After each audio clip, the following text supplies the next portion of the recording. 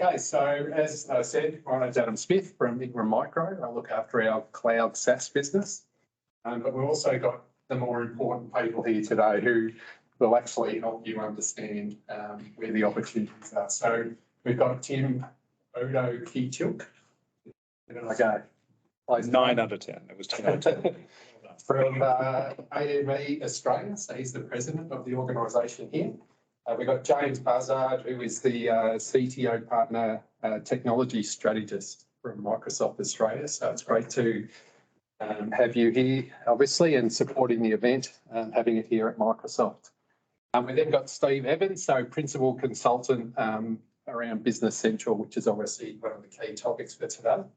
And Priscilla, who is the practice manager of Business Central. So also in the room, we've got the husband and wife team of Chris and Julie. So if you've got any questions, there's quite a few people around who can help you throughout the day. Over to you, Tim. Yeah, thank you. So I'm going to do my best here to engage the people who are joining us remotely as well as those in the room. So I have a fair bit of notes that I'm going to follow. So just bear with me. But thank you, Adam. It's my pleasure to be with you all here today and share some of my personal, as well as the Association for Manufacturing Excellence insights around overcoming today's manufacturing challenges and how it's especially possible when you're supported by the right management systems, the underlying processes and structures, as well as the technology to enable your people to succeed every day. So to do this, I'm going to actually have to walk us through for a bit of history. So I have a bit of a funny accent. I'm Canadian originally, so if you ask me what part of the States I'm from, it might hurt the heart a little bit here. But I'm actually going to tell the story about how a humble team at our building products manufacturer worked together with their new owners to transform the organization in about 2,000 person organization from chaos to calm, underpinned by a connected ERP across the organization. Then we're going to fast forward to today, and we're going to look at our sector and how they're addressing the challenges, where those intersections between people, process, and technology meet. And that's where I think we really make the gains stick. So hopefully I can leave you then with a few suggestions on leading your own transformation, or at least getting you over to that next stage. And hopefully that's not from chaos to calm.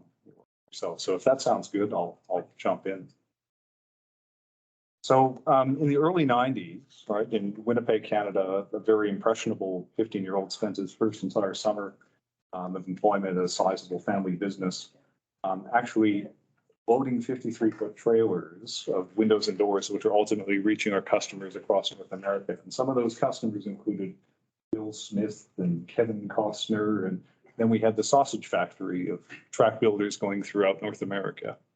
So we were producing probably $120 million at that time at that plant. You can imagine the volumes that we were contending with. To do that, I very much, I gave it away there. I had only a dot matrix printout with hieroglyphics on it and codes that I didn't understand, as well as no location for the product to find, making the job a little easier. Also had a yardstick, which was kind of funny because we had the metric system in Canada. In my eyes to do this job. So this job I was tasked to do, and someone is quite unsure of himself across our 3 finished goods warehouses, we had to sort through about $9 million of product to find that next product to go into the nose, last drop of the truck, to the one before, and start to get the picture. I'll be honest though, it actually was some of the best times hiding from the boss, because they didn't know where you were and where you're up to at any given time. But after 1 or 2 days, we'd eventually achieve our task. And you can imagine sometimes it felt like finding a needle, where, right? But this here was a symptom of a much bigger problem, because I was one of 2 dozen team members on one site, and we had 6 manufacturing sites across Western Canada. So if you thought about the scale of the non-value adding activity that was going on at this organization, it just puts this into perspective. So a few years went past, and we kept on an unsustainable path here. Before in 1997, we actually got a bit of a opportunity to do something with ourselves, where those plants and 13 sales offices across Canada were acquired by a group who you may or may not know here in Australia called Geldwin. So Geldwin here owned the Steak Bar Group. They owned the Corinthian Doors Group, the Regency Channel Smith and Warner Group, William Russell, and a few others. So when we were acquired, you can imagine some of the unrest, some of the fear, the rumors going around plant closures, mass layoffs, you name it. Basically, it was all around water cooler. But with a bit of research and some conversations with our incoming group GM, that's Jerry there on the left, told me that they really weren't interested in any of that, but more so in terms of turning the business around, getting a fair return on investment, working with people who wanted to come on the journey directly. So it kind of eased those fears. So within that first week, I actually approached him and explained that we saw a great opportunity for improvement across the organization, and that I wanted to come on the journey and learn. And at the time, I was 17 years old, so it was a bit of a leap of faith. So what did we talk about? We talked about the mass customer dissatisfaction we had. We had to ask our question why we were dissatisfying our customers. So we were a disproportionately sales-led organization, and it wasn't their fault that they were the tail wagging the dog. But effectively, we allowed this to happen. We incentivized them doing things like giving us poor information on orders coming in and giving them commission on any order, regardless of it had the size, the color, the glass type, the destination of where the order had to go to, who the customer was. You just imagine fielding these hand grenades that being lobbed in. We were accepting these orders, and we were obviously contending with trying to plan them and get the information. We invested in 6 expediters to go throughout the facilities to go and change these orders when we actually got that right information. You imagine the work in process building up. You can imagine the amount of material being thrown away, the waste of time, the labor. Imagine the broken promises. So mixed amongst that, we also had a seasonal business. In Winnipeg, Canada, where it gets down to minus 40 degrees, you imagine losing too much building going on for about 5 months of the year. So we had a seasonal layoff curve. It went where the 500 or 600 people that were in the plant at the time down to about 300. So imagine the unionized environment that we actually had to equitably offboard and onboard and reskill people as they came on. So this whole quagmire of chaos was ensuing. It was quite an interesting proposition. We realized then the problem was a bit bigger when we looked at the other 6 plants. What we did is we actually took a newly formed business systems team, which were actually made up of subject matter experts and actually managers from across the plant. We took them out of their day-to-day roles and walked the order to cash process, the procure to pay process, the hire to retire process, and really understood and validated what was going on to remove our assumptions. Why were we doing this? It's because before we wanted to launch into action, we actually had to understand that we were going to invest ourselves in things that were actually going to make the right change, not change for change's sake. So we had 3 priorities as a result of this activity. So the first thing that we decided we needed to do is actually get clarity on responsibilities.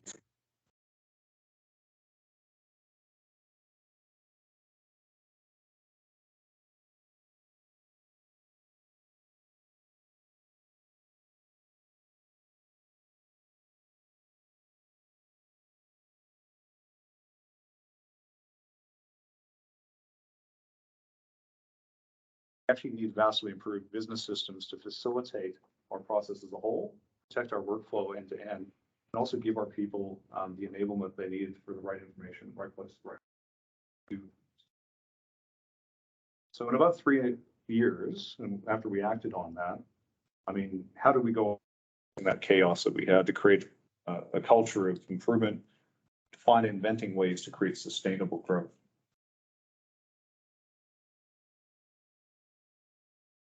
So like I said, the first thing we had to do was stop doing the things that didn't matter. Initiatives, new product developments, things that weren't actually staying core to our organization. The most powerful thing that we did was say no. With our people, we had to create to bring them on this journey, we had to create an awareness of the magnitude of the problem that we had. We pointed our efforts towards the opportunities instead of at each other, as we typically did in the past.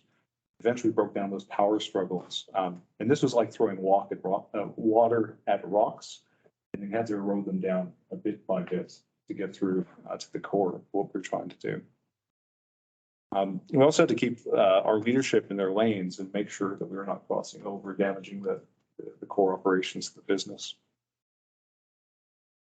Once we had everyone aligned and understanding why we were going on this transformation, I mentioned before, we took the subject matter experts and created our business systems and performance standards team. So today we might call it a PMO, promotion office. We might call it something else. Basically, they were tasked to protect that workflow and get us down to a point of performance that the organization could sustain and then grow a base upon. And that happened through our end-to-end ERP. So what we ended up doing with that ERP is we actually created a means to schedule those routes to produce those products that were going all across North America, and create master sequences all the way throughout the factories, from the finished goods all the way back through every sub-assembly to the raw material, to minimize WIP, to minimize rehandling throughout the size of the plants that we had. That was critical, because what that did was enable the people to, ensure that the information coming in was right first time, so that they actually could produce what they needed, when they needed it, in the order they needed it. This is only possible if we got that sales team and those customers on site. So how do we get to 99% default in the organization? So we had to simplify those product offerings. We actually gave reasonable lead times, the ones that we could achieve, as opposed to promises we couldn't keep. And we actually allowed them the flexibility to change their mind up into the point we had a first work order.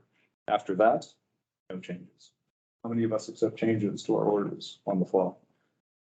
Very, very detrimental to what you try to do to protect your internal process.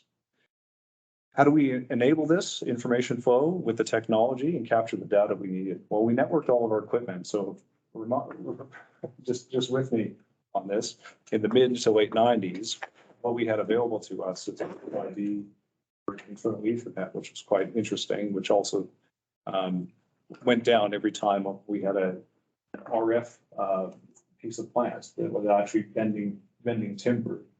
And we were wondering why the server would crash every time the cycle time would go off on this machine. But using this network and being a bit smarter as we went, we were actually feeding this information to self-loading equipment, even to manual saws with, big button guides to be able to produce the right product to minimize the human interaction, the human error that could occur. We even managed the physical process to keep and maintain that sequence so that we could flow those customer orders down the lines in that sequence and minimize the footprint that we had. We would actually do our RFID, and we had barcodes on all sub-assemblies all the way down to the finished goods, so that we could basically see in what we considered real time at the time, the status of any one of our processes. So it was quite monumental for an organization with the technology available at the time to come up with these people and process and technology engagements. The aim being to create that stability that we needed to then create the growth. Most importantly, the job that I was doing as a youngin was eliminated because we didn't have a finished goods warehouse anymore. We had jobs coming off the ends of the lines going straight into the vehicles. What do you think that we did with that footprint that we just saved? Plant, started installing new lines and gaining new market share. So another point on that is actually it formed the foundation of a turnaround playbook that we use for several organizations afterwards, and also included what some people might have seen as the gel and lean process system. So I could go on and I could share about how we went to the extended value stream and how we engage customers in their own electronic pricing catalog, which today is just simple e-commerce nowadays, and the configurators they use to order in a language that we can understand and process in our own manufacturers.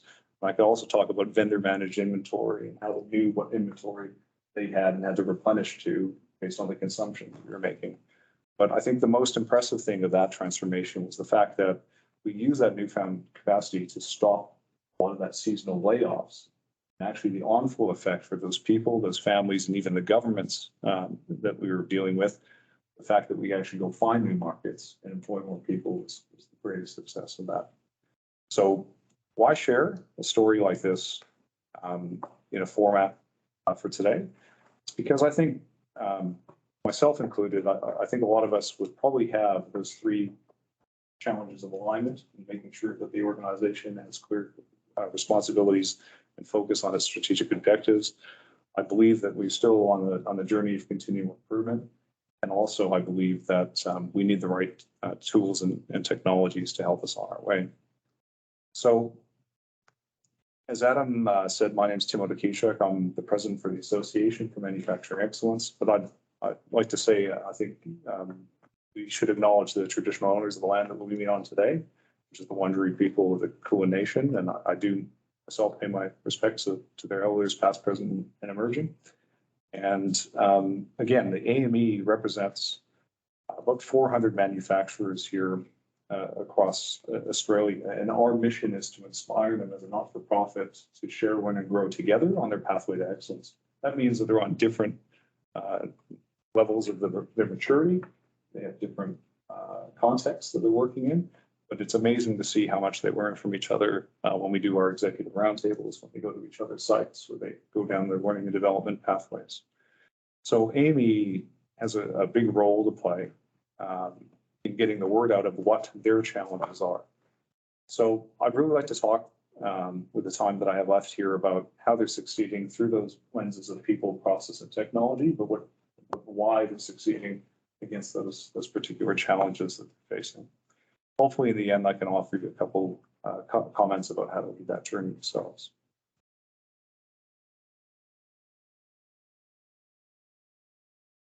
So in the context of people, one of the first challenges and one of the greatest challenges, I think, through COVID, through the rise in growth and demand that we've all seen, the capacity has been a key challenge for our manufacturers, not just in our association, but everywhere that we go and observe. So, the vast labor shortage obviously means that capacity has been at a premium. So how have organizations or the manufacturers been responding to that? Well, in the knowledge work, they've been leveraging things like Power Automate or self-service tools that be able to take on repetitive, monotonous tasks to release themselves to volumes of activity that otherwise would be non-value adding. Look at cobots or AGVs or automated voice picking systems. Simple with large payback opportunities, these vehicles can very much help us and release people back to work that's value adding for the customer. Also, the health and well-being. How do we make sure that people are in a good state, can join us on a daily basis, are incapable and able to do what they are? So wearables are becoming more of a trend that we're seeing, where people are actually opting in to actually share their health, their well-being, when they should have a break. Daily startups, I was at a plant yesterday, and there's a team doing their startup routines, reducing the manual handling injuries that they're having. Good respect for people to ensure that they can increase the capacity. Along the same lines of capacity, but in a different way, error proofing and reducing the impact of human intervention on a process. So obviously, enabling right first time quality has a role to play, and that can free up people to work on those standards, improving standards in that process with their creativity, while protecting the customer from unnecessary defects and rework downstream caused by human error.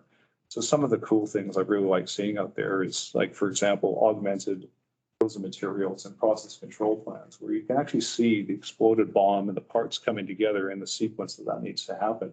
It saves me having to write a long SOP, or having to remember, or the generational hand-me-down knowledge that typically gets lost in translation. And there, physical controls are another option in a manual process. Electronics manufacturers use this quite a bit, large parts manufacturers, but ultimately a sequenced bin-based picking system that tells you I need to pick from bin 3 to 7 to 4 to 12. You need to do sometimes twice, 3 times, 4 times to make sure that we have the right quantity and we're using the right parts to prevent failure in the product long term. Again, in the people side, the last one is increasing the problem-solving capability. So obviously having access to the better problem solving methods, expertise, and also having that computational assistance can go a long way to unleashing our human capital that we have in our businesses. And also it stops us being stuck in doing the same solution that we've done before applied over and over again. We can actually look at other spaces. So last week was at the Total Plant Management Conference here in Melbourne.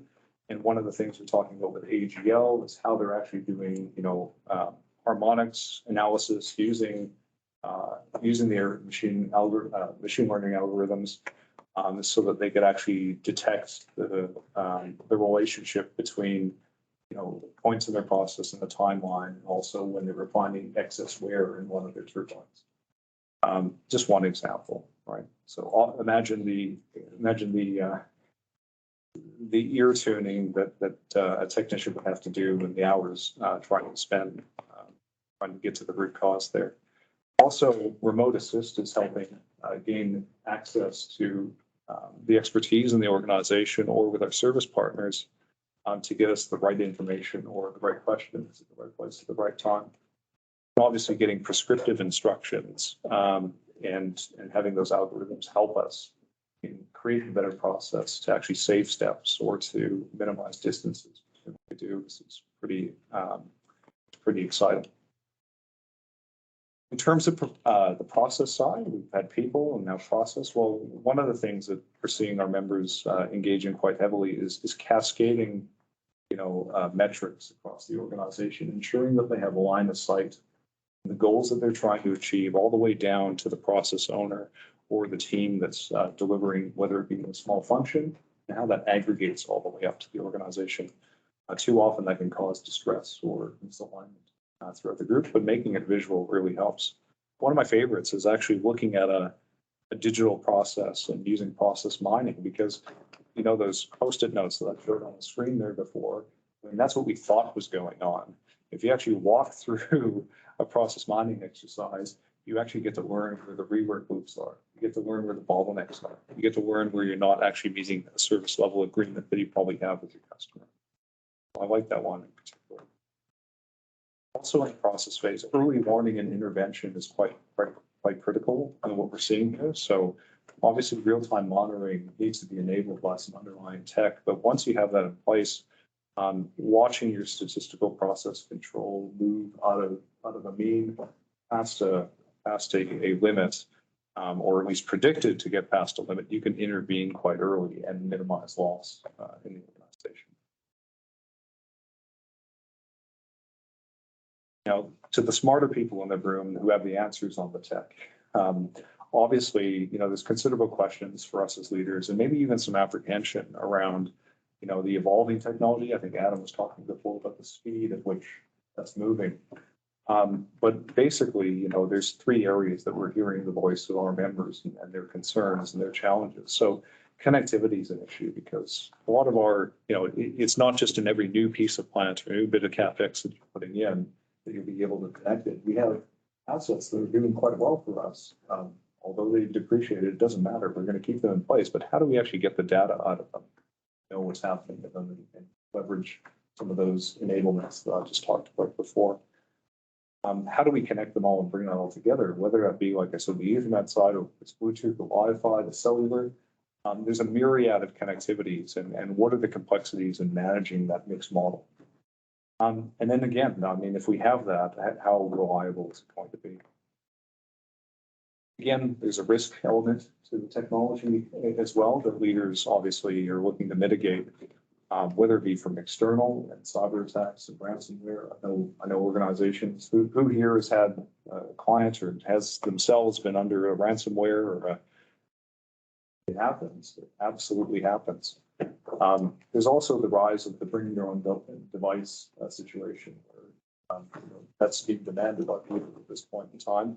But what are the internal risks of managing the security on devices being brought into the organization, onto our networks? And of course, we have data capturing and retention obligations to this. So leaders have these questions, and it's good that we're going to have some smart people after me talk a little bit about some of the solutions here. Ultimately, again, if we're going to invest, we want to make sure that we have a pathway that's going to be scalable And of course, we don't want to be doing it over again in a few years, especially with the OpEx and the CapEx involved.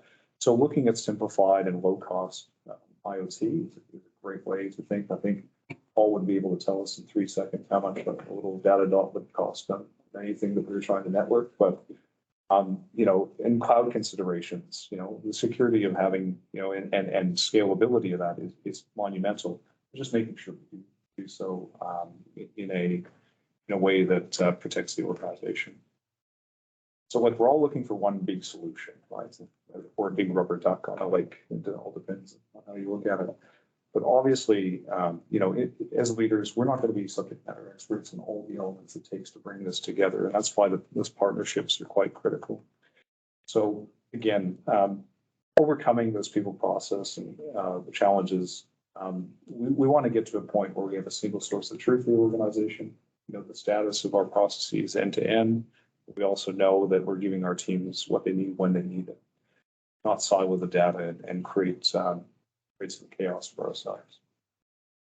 Fortunately, and I think this is good why we're talking about a single solution after me today, is that a few years ago, the F5 State of Applications report told me that on average, a business is contending with 500 made applications in their business. A little difficult to understand how the data of those all come together and for you to leverage them, make good decisions at the level, but also give your people the right information at the right place. So I hope that that's not the case in your organization. I hope it's less than even a quarter of that. But in the end, navigating that complexity, I'll reinforce a couple of points around preparing ourselves to lead any change that we're about to go to, whether it be you're already stable, looking for the growth, or trying to create stability. So there's 5 things I just wanted to share quickly to wrap up. Is that we need a purpose greater than ourselves to bring our teams along the journey, whether it be for you know, the burning platform that we have back in Canada, whether or not there's an impending closure if we didn't get things done within a few years, or if it's something about making sure that we stay competitive in the spaces that we play. Obviously, you have to have that. This morning was with a group of business change leaders, and ultimately, you know, removing fear and having empathy as a connection with our teams, knowing what makes them tick and why they want to progress, why they want to engage in being in their role, being present, and being productive was very critical. So it's important that we remove the fear so that we can actually move on together. We have to make sure that we don't sub-optimize and just do this in silos. Like I said before, we have to take an end-to-end value stream-based view. We have to understand what our customers need, our partners need, our supply chain needs, our logistics partners needs, everything along the way, even the labor market. What do they need from us? We're actually going to go down a journey of creating, you know, the underpinning, whether it be ERP or total solution that we're after. Also, we have to take a sizable enough leap, because obviously if we take this in small chunks, I don't think we'll get there at the speed that we actually need to move along with the needs of our customers and ourselves in our competitive environments.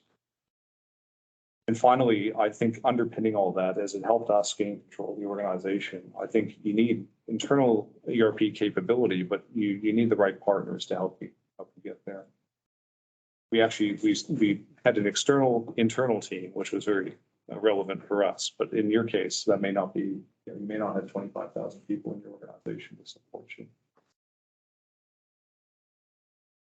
So I want to say that it's pretty important to get this right, because one of my favorite statisticians, quality gurus, Dr. Demings, told us that 94% of problems are caused by the system, and I believe a bad system will be the good person or a good leader every time. I think understanding the challenges that we have and making sure that we can actually address those with a sizable, comparable solution with those that have been on the path before be a good proposition for any of us. So thank you very much for having me today. Thank you for SOCO and Microsoft for having us. I'm looking forward to the Q&A later on. Pleasure. Thank you very much, Tim. Excuse me, I think it's my turn. My turn, right? Okay, fantastic. So look, I'm here to talk about Microsoft's cloud and how we support exactly what Tim's story really is. And I think the segue that Tim made is actually perfect for me because Microsoft's ecosystem is all around compostability. It's all around how we can ensure that our users have the capability to leverage different components of our ecosystem as required. So whilst at the core of our ecosystem for what we wanted to communicate to you today is Business Central, and that is a component of our Dynamics 365 capability. What we really want to make sure we instill in the conversation today is what sits around that support and what are the capabilities that you can draw out of that ecosystem that Microsoft brings to the table to make it such a powerful utility for you. So things like Power Automate, things like the Power Platform as a general capability, the third-party connectors. And what we have on the screen today is our view of the Microsoft Industry Cloud portfolio. Now, this is normally something that we show at an enterprise level because we talk about industry clouds when we talk about the big multi-year transformations. But I really want to sort of throw it to you at a smaller end because there are capabilities available within the industry clouds that I want to tune in on for the BC side of things. The industry clouds that you see at the top there, and we have got one for manufacturing, what they are frameworks and data models within our ecosystem that are functional implementations of elements of Dynamics 365 that are relevant for that particular industry, whether it be manufacturing, healthcare, financial services, et cetera, et cetera. They also allow us to then hook into third-party apps and cross-industry components as relevant across the rest of the ecosystem.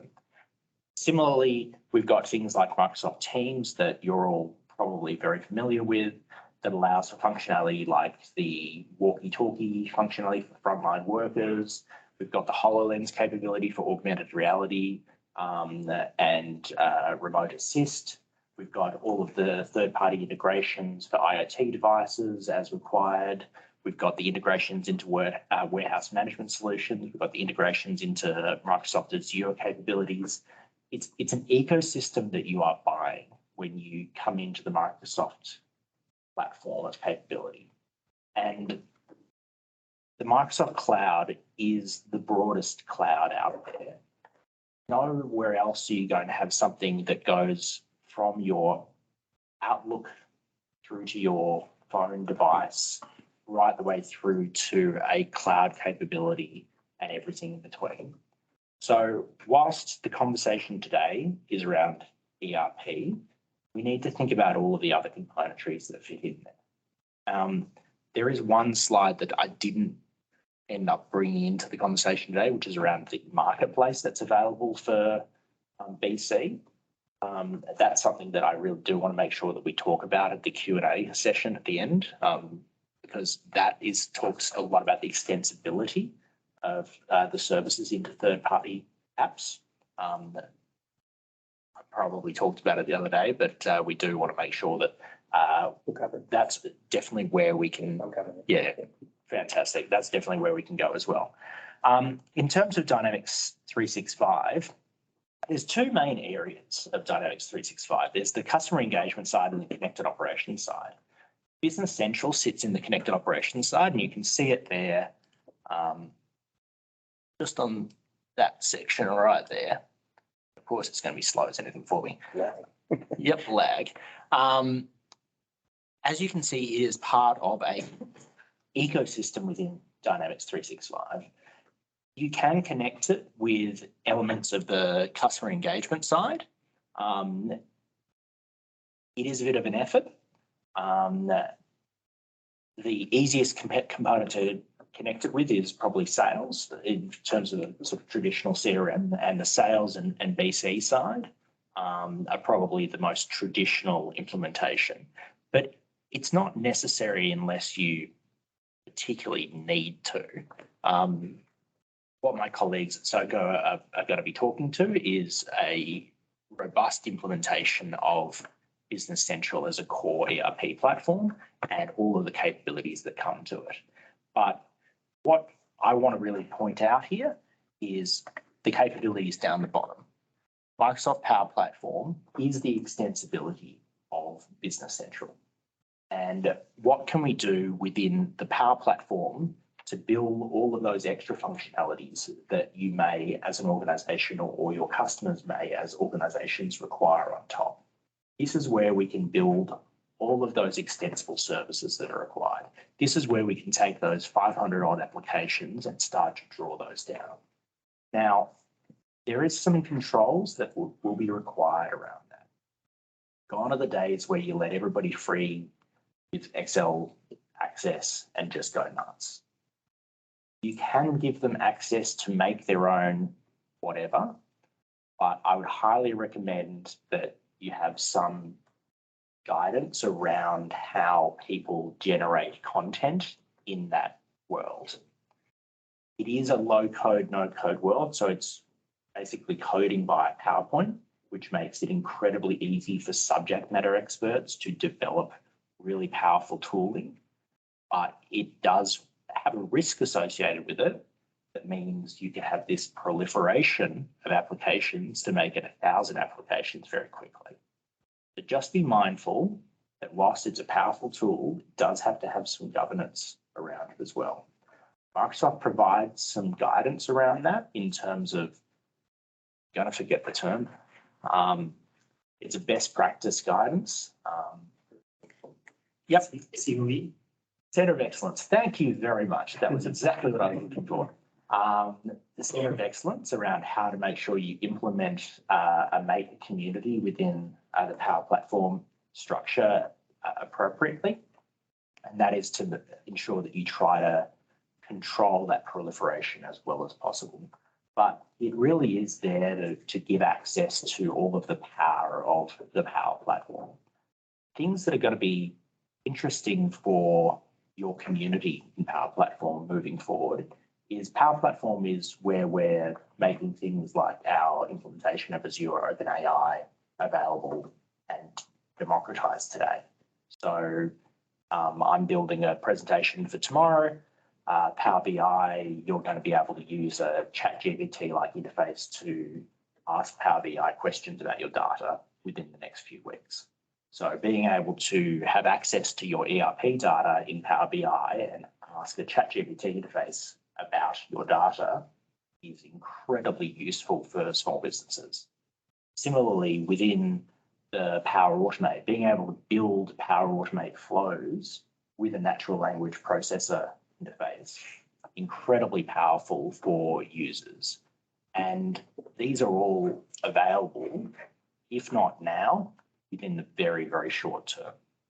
So this is the extensibility of this platform that I really, really want to concentrate on. So just wanted to say, you can use ChatGPT within a number of weeks to drill insights from your Power BI. It's not ChatGPT, it's GPT-3, Gotcha. which is an implementation of Azure's OpenAI Power Service. Okay. So ChatGPT is OpenAI's implementation of GPT-3. Gotcha.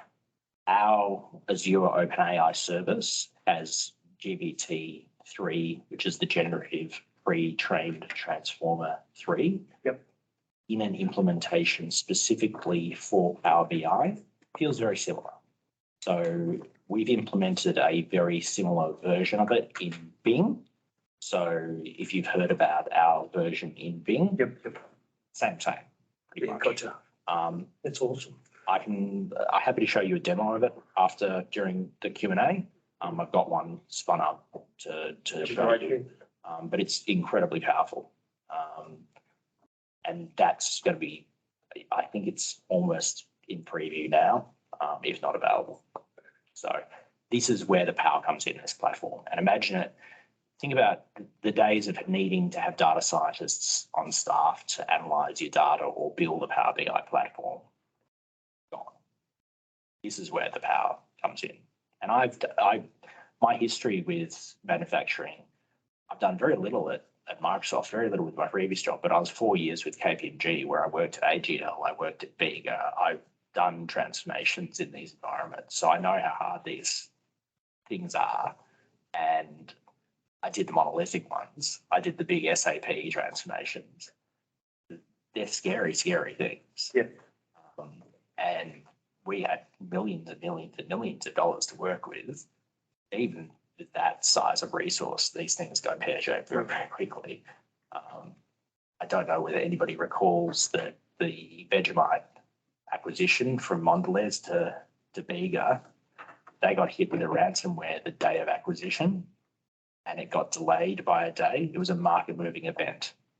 I was part of the acquisition team and literally the share price at Bega got hit because of the fact that Mondelez couldn't release Vegemite as an entity because they got hit by a crypto event. These are the things that need to be considered. Like you would have thought that there's so many other moving parts that you've got a whole team of auditors going and literally counting how many cheese blocks you've got in a building. And then some thing, a virus on a computer prevents a $1 billion sale. Anyway, that's a bit of a side story and a fun one at that. But the point is the compostability and having the componentry and being able to choose what you use is such a powerful feature of this platform and so valuable for the entities that you're dealing with. That's about all I've got to say, and I'm going to pass on to my colleague, Steve. All right, let's get my camera going. My name's Steve from SOCO. I'm principal consultant. I've been in this space for 15 plus. I won't say exactly how long, but the benefit of being in this industry with this product for so long, I've seen its transformation. So pre-Microsoft acquisition dates all the way to now. And it would be very, very fair to say that in the last 3 to 5 years, the acceleration as the transition to cloud has occurred, the way the BC application has basically grown in functionality exponentially and its connectivity to, as we say, the Power Platform, Power BI, Azure Functions, a whole range of things all of a sudden become available that you just see other systems out there don't have access to, well, not easy access to, not native access to. So it's really about making sure that if you're going to buy into an ecosystem, that, as James said, we understand that there's this whole world of stuff out there that many SMEs just look, I've got to change my accounting system. I've got to change my system. But really, you've got to think a bit more broadly than that and say, I've got to actually set ourselves, our platform for growth. What components are in our architecture and how do we structure it all? And how then do we then choose the applications and services and systems that can sit on that can connect together to eliminate roadblocks, make sure processes are linear, all of that sort of stuff. So my role today is to really give you a bit of a flavour about what BC or Business Central is. Okay, in that context, I'm going to show some key componentry of it, show the extensibility part of it because it's a really, really important part of how the application has been put together. And again, it's a part of how Microsoft has transformed the product. I'm going to share I'll actually only share one customer story. I'll bypass one of them, but I'll share one that's a really, really good transformation of a business story. And then I'm going to jump in and do a bit of a quick BC demo. Normally, if I was doing a BC demo, I could probably spend a whole day going through functionality, not even in a training sense, just to go through the extent of the functionality. It's very deep. Okay, so I'm just going to give you a bit of a flavour and hopefully it's like whetting the appetite going, well, that's interesting. If I can leave you with that, then I would have done my job. So let's see, next slide. Okay, so Business Central or Dynamics 365 Business Central comes with core functions, okay? And that's obviously any ERP has got to be very, very strong in the financials. It's got to have sales and service management capability, so do payments and quote generation, that type of thing. It has a project management or job costing, job budgeting capability. and the ability to assign resources to task time sheeting and that type of thing. It obviously has to have supply chain management, and this is an area that the original designers of what was then NAV way back in the day, or the vision way back in the day, had this idea about how inventory costing was to work. And thankfully, Microsoft has continued the way that inventory costing system works, because it is it's unique. I've never come across anything quite like it. It's very robust, and it gives you an amazing degree of clarity and granularity in your costs. Whether you're doing standard costing, whether you're doing average costing, doesn't matter. But of course, in relation to that, you do inventory movements, so you've got to be able to have accurate quantities. You've got to have processes for recorded quantities. You've got to have the ability to have something that has status. Many systems we see that we're out in the market competing against, you can receive something, but then that's received into where? What's its status when you receive it? Is it available when you receive it? That type of thing. So Business Central out of the box has that type of capability. We also have operations management, so pretty strong MRP, MPS process. Again, its approach is different to a number of different systems, where you might print out a huge MRP report and you start going ticking off things and trying to figure out what to do. This will create actions for you to say, well, actually, we've done the numbers and we've worked out that you actually need to cancel that order, or you need to change that or reschedule that. And then it's a matter of, do I agree with that, and click a button and implement that change. And the model that it does that on is very transparent. So all you have to worry about is, if I can do that on an envelope, which we can, anyone can do an MRP on an envelope. If you do that by 30,000 items, it becomes a bit laborious. So again, it offers that capability. And of course, then reporting and analytics, which is a key component of it. And increasingly, this interoperability between, sometimes you're looking at BC and saying, is this in BC or is this a Power BI report in BC? What is it? I mean, you can find out, but it's becoming seamless. It really is. And I hope to show you that today as well. Another important part about it is it's an extensible platform. So it comes with very rich functionality straight out of the box, but there are always circumstances where you may need to tailor it to suit a particular vertical or particular industry. And for that, there's a couple of different ways of doing it. My particular focus and my particular background has been in manufacturing pretty much all my career. And one area which becomes very, very important is where this, and particularly with cloud, is where this interface, hang on, I'm running my warehouse, what if you lose internet? What happens? Does everything stop? Well, it depends on how the application that you're building it on is built. Right? If you have an application, a warehouse application that's using D365 BC, and it's structured so that it can do offline processing, or you have a Power App that's structured for offline processing, that's fine.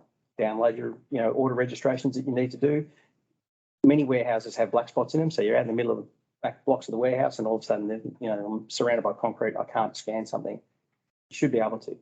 So importantly about the way architecture is done and how you engage with your clients is understanding that stuff happens.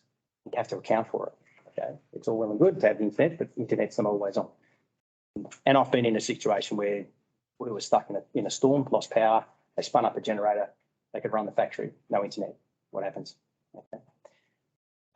The other side of that, so there's applications and then putting those applications on things like ruggedized devices, on forklifts, on whatever it may well be.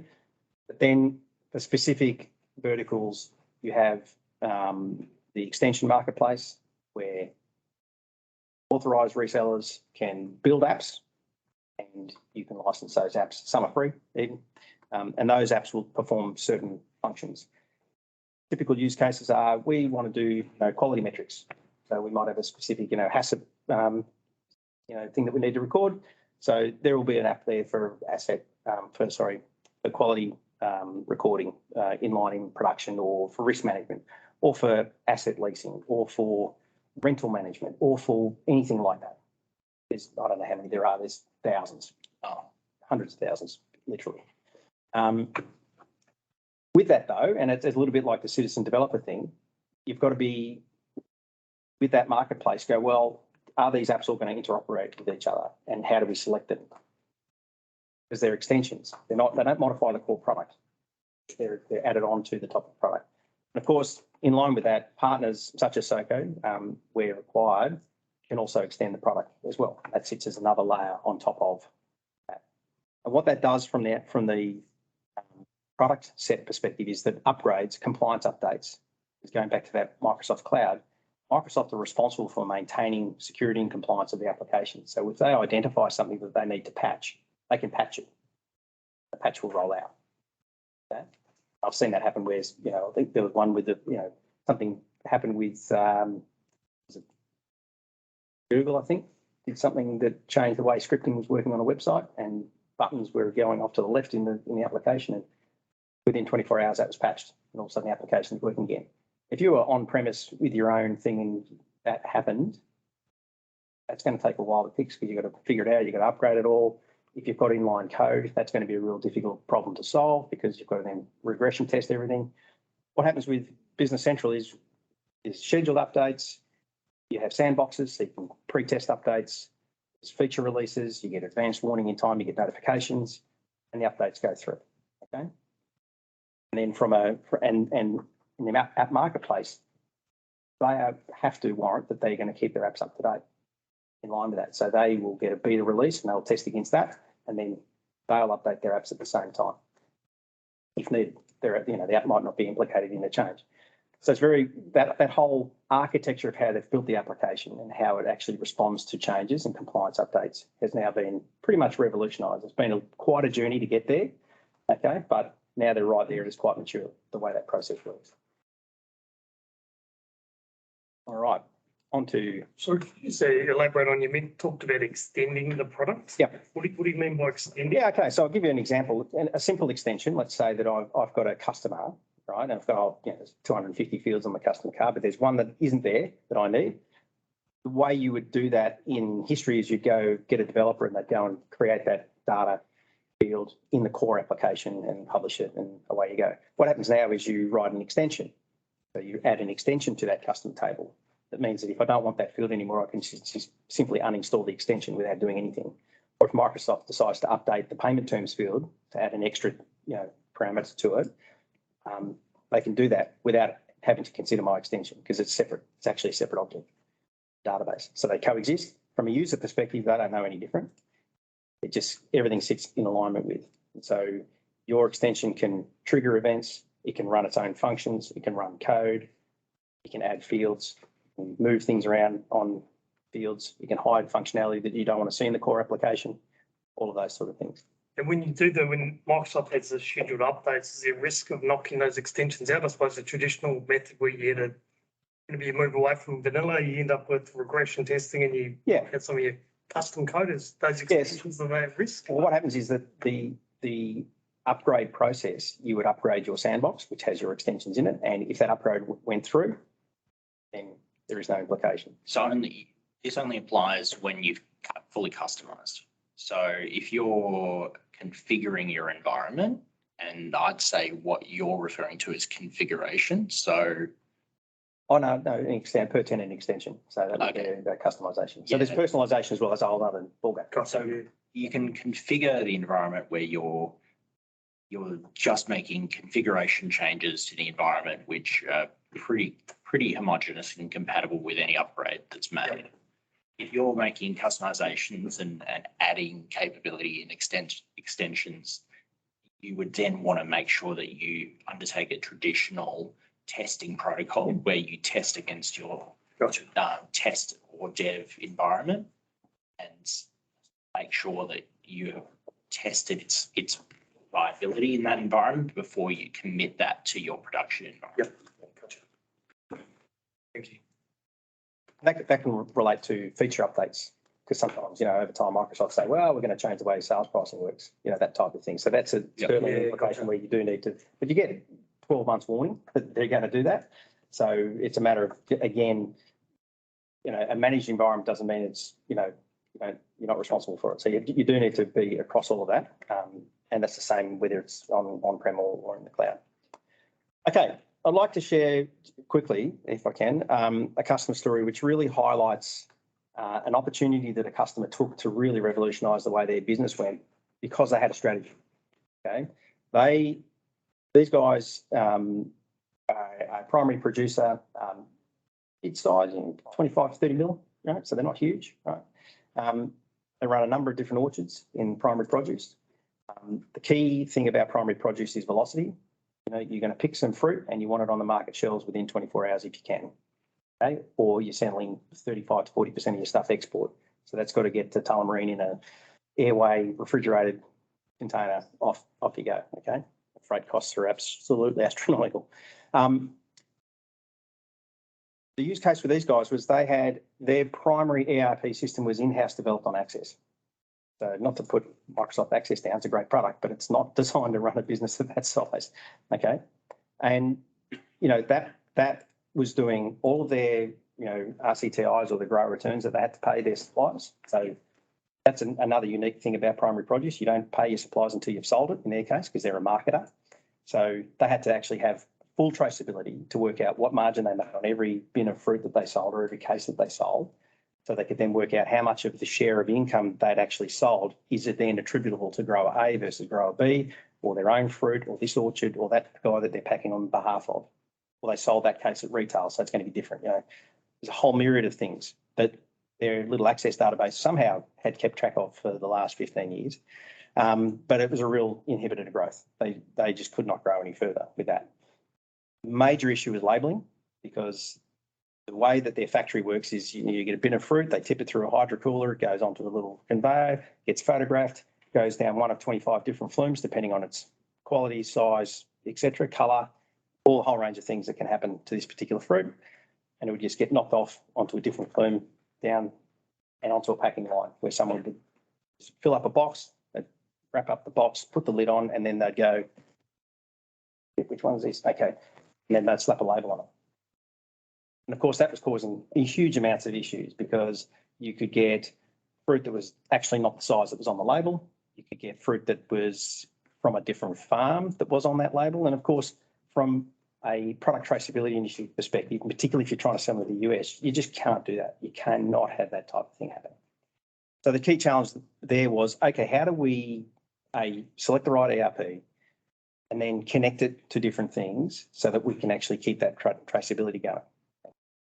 And what we ended up doing there was a combination of Power BI for reporting, because the directors wanted to have just charts and they wanted to go season on season and go orchard by row in each orchard to get how they went, and actually get a product profitability by orchard or by block. Okay. They needed Power Apps because they needed to record pre-harvest QA checks. They needed to record post-harvest QA checks. They need to record in-process QA checks, okay, differently. And they need to pump that information out to a wide audience. They obviously needed Office. Okay, that was the core part of their business, because they're sending emails to clients and EFT remittances and all that other bits and pieces. But at the centre of it all was Business Central, which was running their operation. Okay, and that was taking scan triggers from the robot and validating, is this the batch I'm processing? Is that fruit the right batch? Is that what I'm supposed to be processing? Or is that, because these guys are running at 35 k's an hour with bins of fruit, going into a pool store, pull out a bin of fruit and load it on the robot and try and keep that thing fed. We eventually moved to a pick-to-light scenario with using RFID tags, okay, where they didn't actually have to rely on visual cues at all. They still could, but it was then being interfaced with RFID. Trick with that, of course, is within Business Central, you want to have to go through the whole process of having to demystify what a 32-bit hex RFID code is.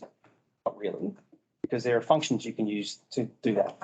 So the process there is you have Azure Functions, which has got a encoding of how that all works, the GS1 standard, that Light call the web service, validates, yes, that's the GS1 code, it's valid, return me back.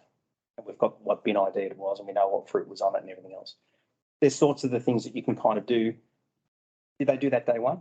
Absolutely not. It took some time. But they had to get onto the right platform to then be able to move to building these things into their operation. So they got to a certain point and said, okay, now how can we do it better? How can we make it more efficient? And then the next is, how can we make it more efficient? Okay. So it's a really interesting case study where we had quite a complex operation, and we tried our darndest to make their processes as simple as possible, because their number one criteria is velocity. The process takes too long, it's taking time. Right? Basically, there was 8 minutes between tipping a bin and it being on a pallet. That's how long it takes to go through the factory. That's, I suppose, your tack time of your factory. You've got 8 minutes. So if something goes wrong, you've got a lot of fruit sitting there banking up if you can't process stuff. Okay. But yeah, a really, really interesting story about how the Microsoft stack was able to be, we started with Business Central. They had SharePoint. They were dallying with Power BI. They did a little bit of Power App stuff. And that was like, well, you've got these things here. How about we make it part of your strategy to actually extend this out and use this as part of the way you do business, rather than going, oh, we can go and get, I don't know, there's a world of different apps out there that are specific for their market, that have been built by people in their market that probably work quite well for their market, but they then get, marooned, that data sitting off in some app because the app wasn't designed to interoperate with anything. Whereas everything in the MS stack is designed to interoperate. The other thing to understand, do people here know what Azure Functions is? Yay, nay? So Azure Functions is a capability within the Azure ecosystem that's basically pay on code. So think about it, with modern printers, you can pay per sheet printed, basically. It's the same thing within the Azure ecosystem where you pay only when the code is run. So instead of needing to have a server sitting there all of the time running 24/7, 365, you only pay for this little function when it actually runs. The reason why that's really useful in this scenario is that you only need it when you're using it in the season. So for the rest of the time, it's not costing you anything. And switch it off. So in this particular industry, 100 days, that's the season. Yeah. The rest of the year, you're sitting around, deconstruct the factory, clean everything, and then in the lead up, so they basically spend 50 days stripping down the factory, and then they break. Then 50 days before the season starts, they rebuild the factory, get their accreditation, and then process for 100 days. Crazy, quite interesting. Okay, so they've been dying. So let's have a look. And let me in. That's the question.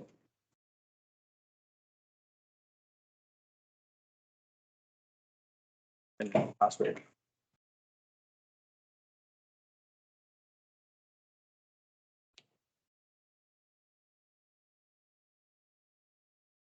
Okay. I'm going to change what I'm sharing.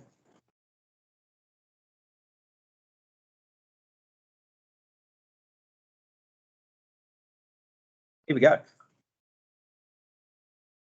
So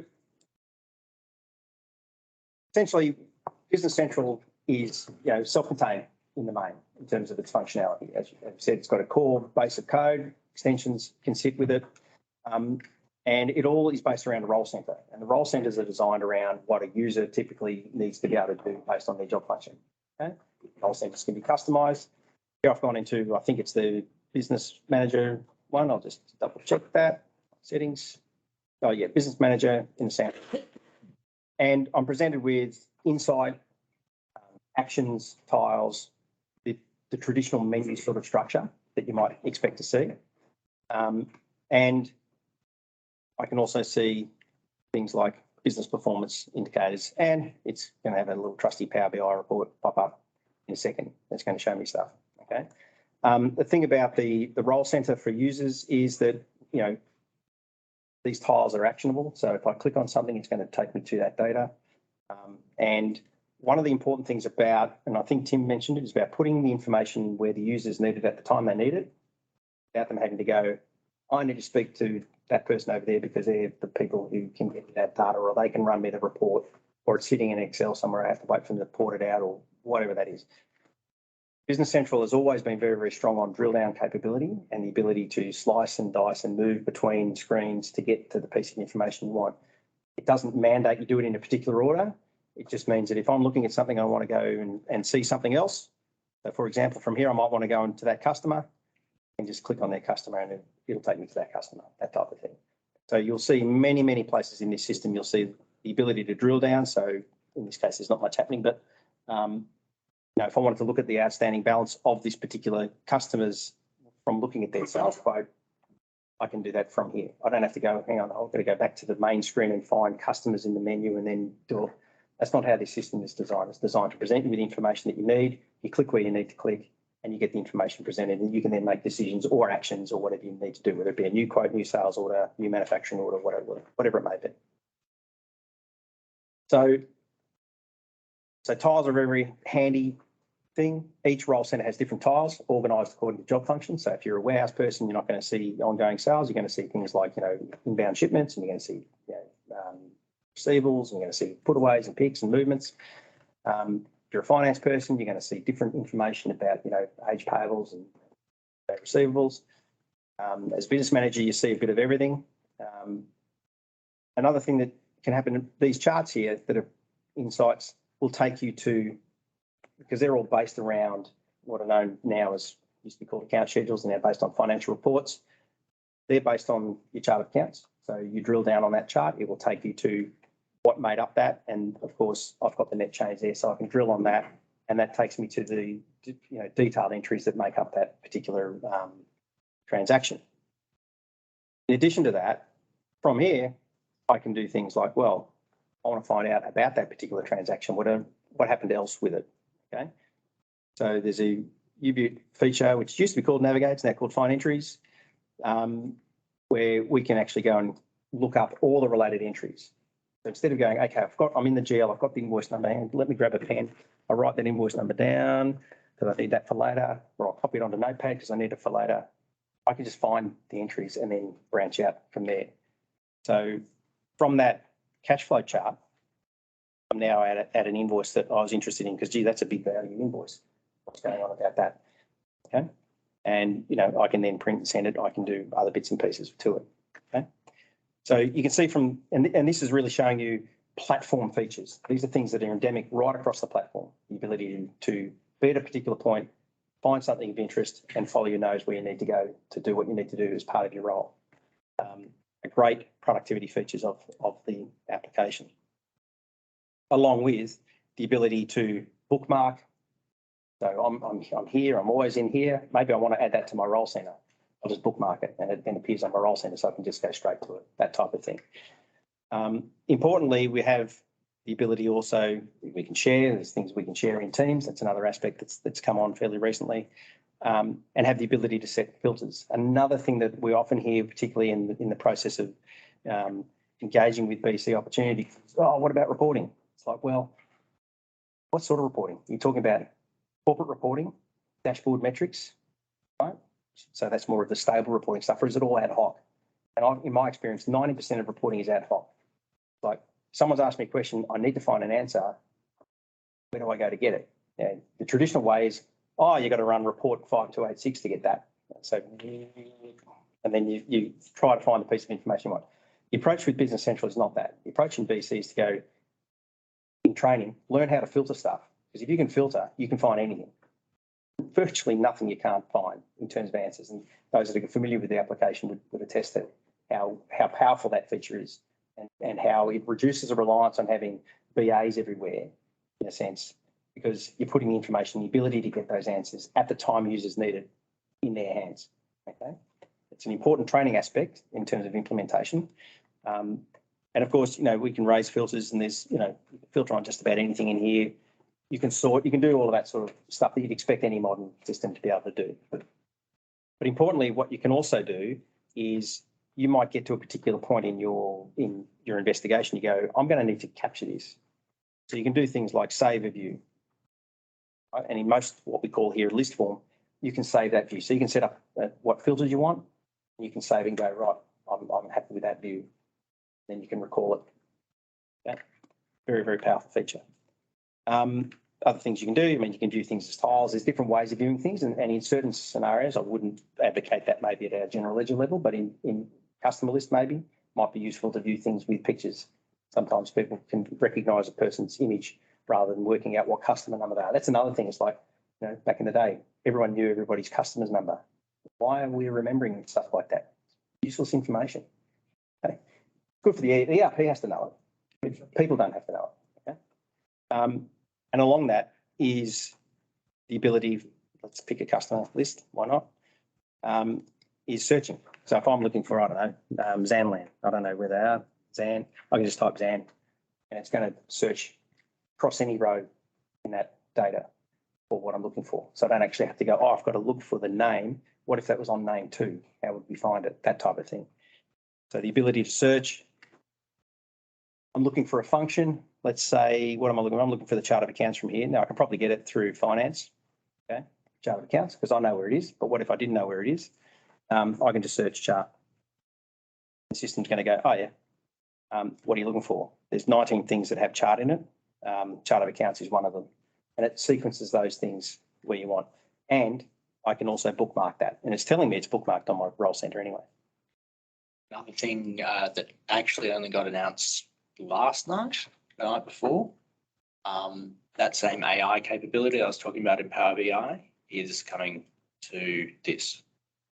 So Copilot, the Bing Copilot that's built into Edge and built into Windows is coming to Dynamics 365. Which is pretty cool.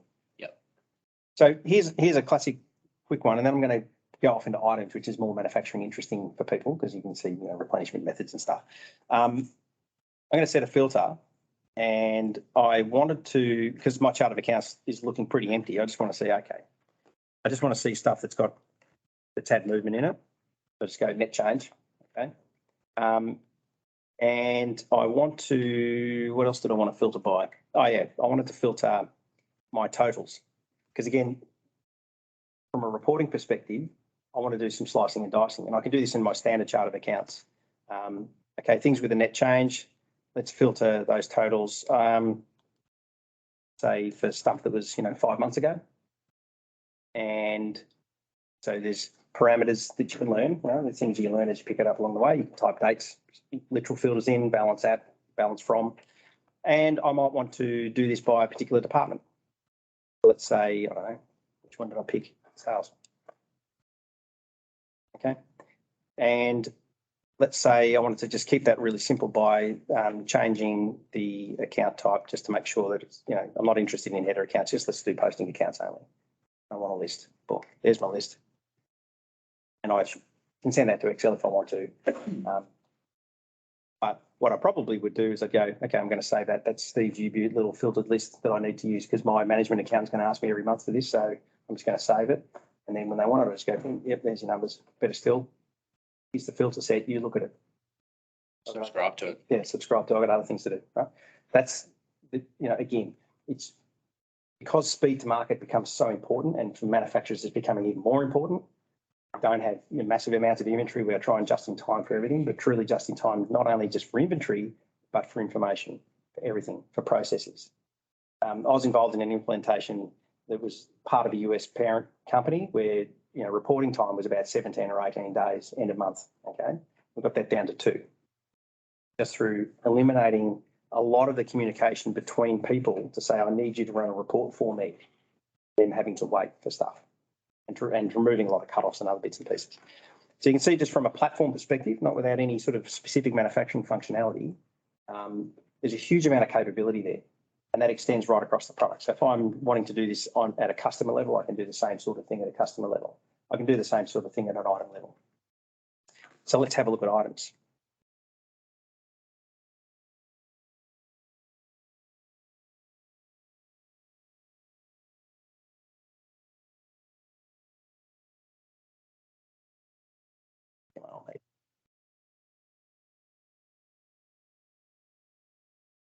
Okay, so I've got a set of items here, and there's a whole stack of items, but I've gone, well, there's a couple of items that are interesting for this. So I'm just going to go and pick my demo items list that I set up earlier today and just focus on the items that I'm interested in.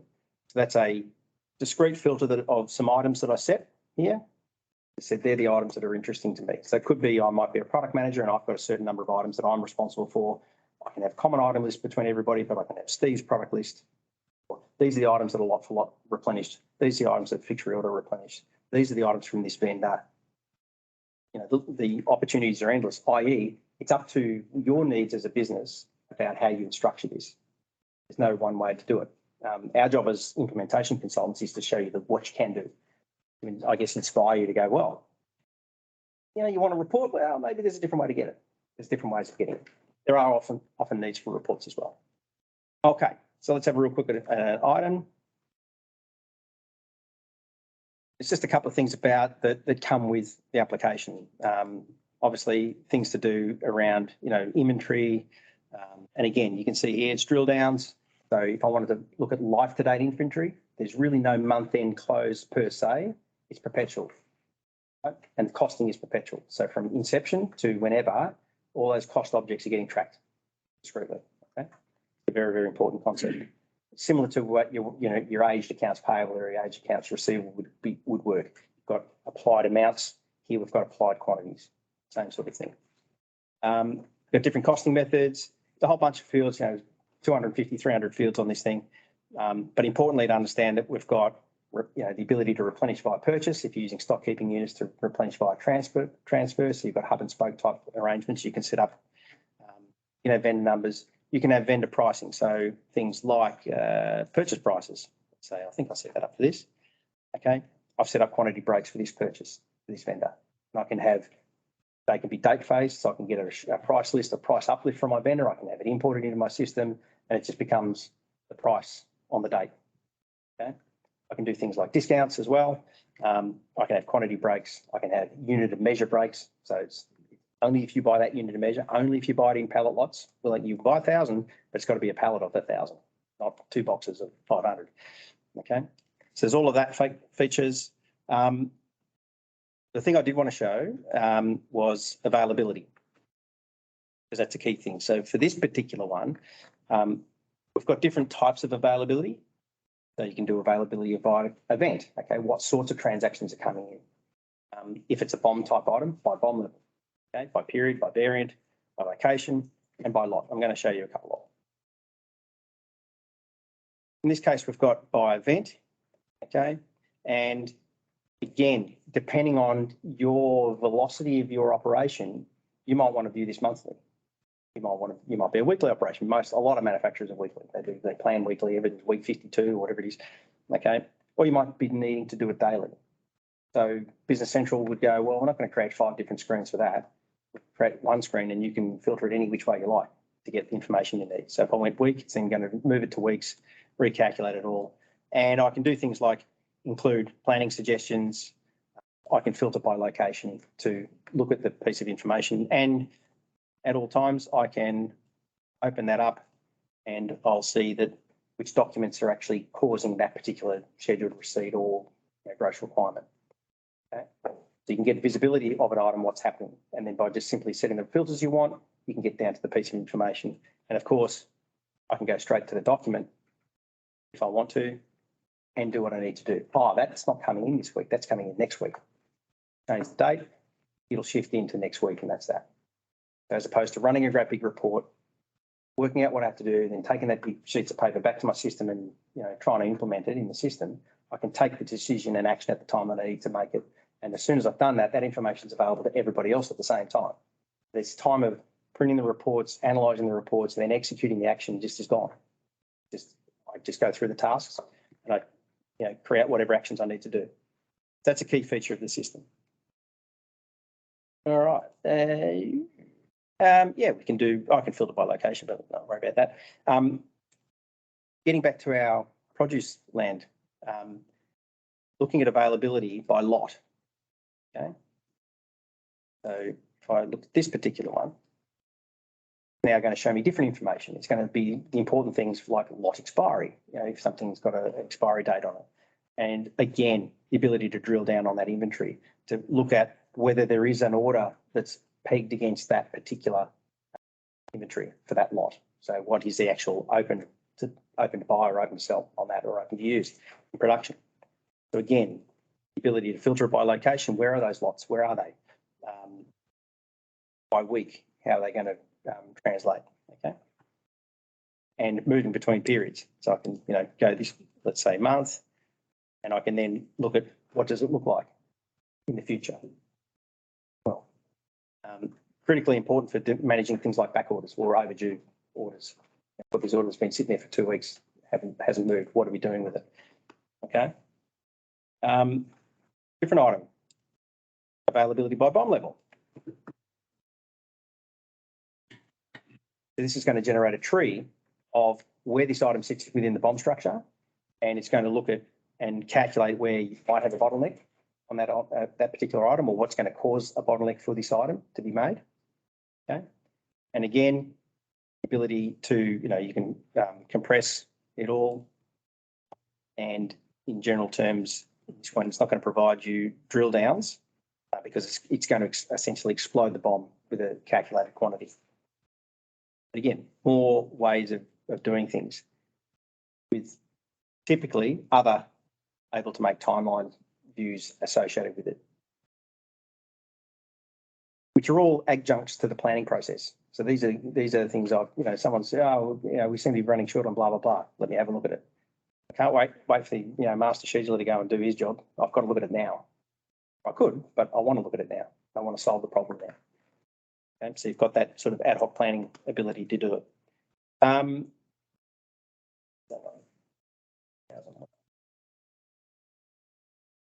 Importantly to understand within Business Central, it separates routings from the production bomb. So some systems have an operation-centric bill of materials. Business Central basically says there's two places we can play in here because you don't need to use routings. Some operations don't use routings. Okay? Again, this primary producer routings, what do you need them for? 8 minutes. Let's not worry about it. And it doesn't matter anyway because what it's worth is what we sold it for, less our costs. And our costs are actually done through AgVic via calculation. That's all standard anyway. So why are we trying to track all that crap? Let's not worry about it. So you have the flexibility to actually set it up that way or set it up in the way this one's been set up. So this now takes the bomb and all the places where that routing has been linked in a particular bomb throughout the bomb structure. So you can have a modular bomb structure, so you can have phantoms, the whole range of things that you might need to see, and it explodes it out there for you. So you can see everything that's involved in making this particular bike in this case, okay, and how much time is associated with it. This will take the current version of that bomb. So you can have multiple versions of routings, multiple versions of bombs that handle all of that stuff as well. Okay. And probably for getting onto traceability,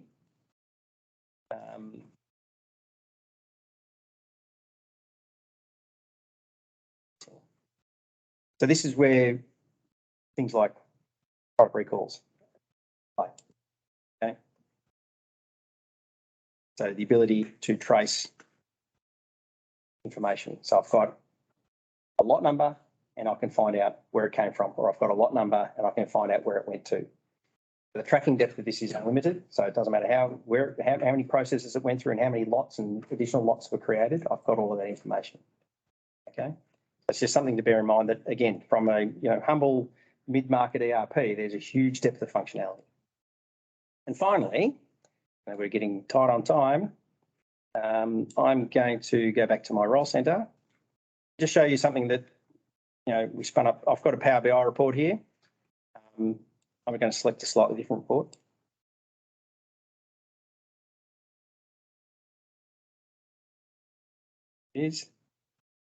And then what I should be able to do with this is this into focus mode, or should be able to expand that out.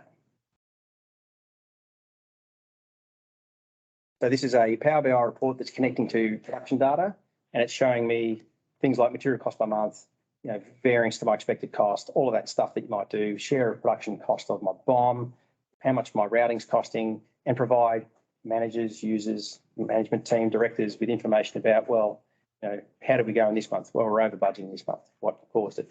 And, can I view that as a table, for example, find out what actually made it up? So just again, to highlight the power of the stack, Microsoft stack, and being able to go, okay, well, there's inbuilt charts and things in Business Central, and the ability to connect that to Power BI where the visuals are much richer.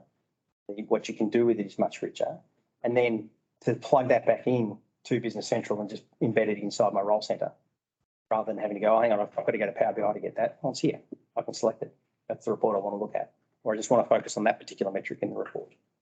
I hope you can see that, Business Central is an application that sits within that ecosystem. And I haven't even got through security and all the reason, all of that tenancy stuff that goes with the Microsoft Cloud, provides a lot of deep functionality and particularly pertinent for manufacturers because of its very, very strong item costing. It's very transaction based structure. Righto, here we go. So basically last leg before we head back into Q&A, right?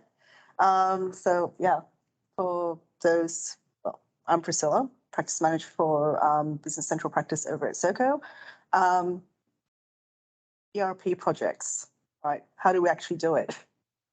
They can be a bit of a challenge, I think, and every now and then you hear about some sort of terrible failure of an ERP project. So there are some things that there are quite a few things that you need to, I guess, consider before you go off on this journey of continuous improvement and digital transformation. Right. So today I'm just going to be talking about a couple of things, how we actually go about selecting a product, what things you need to consider, and kind of like what kind of homework you need to have completed upfront. And then I'll move into how you actually select a partner in implementing. Like in Tim's case, was it a company of like 30,000 people? Yeah. So in that case, where it's like really enterprise level, you probably have your own team or you have a mix of external consultants and on your own internal staff, right? Yeah. In the case of in the SMB market, that's less likely that you'd have internal staff to work on it, like dedicated internal staff, and more likely to actually outsource that function to a vendor simply because you don't have the expertise in the product itself and you probably don't have the bandwidth as far as your internal staff is concerned to actually, do their sort of day jobs and also put it in your system. It's probably a bit too much of a stretch. So let's get started. So what do we actually need to think about? First up, got to lay down that organizational groundwork, right? So what does that actually mean? A couple of things. First of all, change management. There's a reality to ERPs that not a lot of vendors will tell you or be upfront about, and that's the fact that it's a foundational system and has the potential to kind of impact just about every part of your business, right? So you're going to have a lot of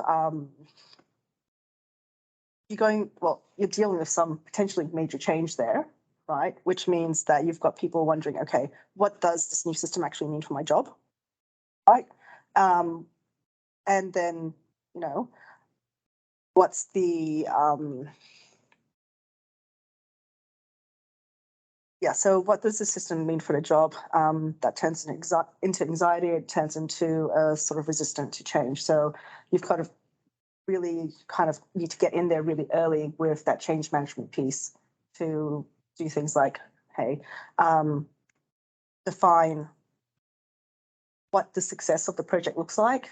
And when you talk about success of the project, also consider like what the metrics are to measure that success. Because if you know what you're aiming for, chances are that, well, let's put it this way, you've got way better chances of actually hitting those goals if you know what it actually looks like. So as the other bits of change management are, okay, who's going to be impacted and how?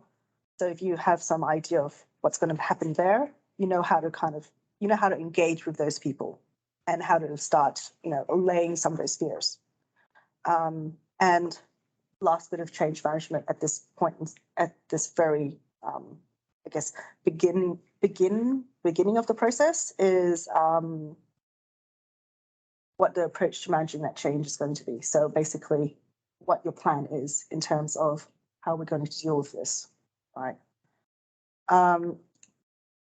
The second piece in terms of, that I think is really important in terms of laying down that organizational groundwork is getting the support that your project needs. So this means getting your executive level sponsorship, right? So having that executive level sponsorship, you're going to get that visibility of the project, and you've got someone kind of championing the project at that kind of, at the executive level. It'll help get the project get resourced appropriately. It'll help to streamline decision making as well.